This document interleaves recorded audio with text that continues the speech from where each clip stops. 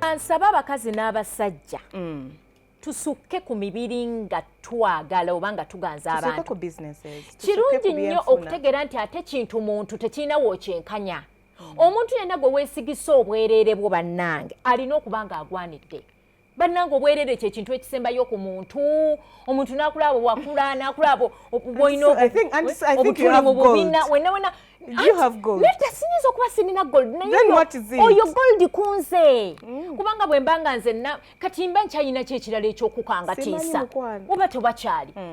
Kubanga ne bw'onaamala n'agamba nti ekino then n'oganaga nakunyumunguza dda ne bw'oba obiniggukootya.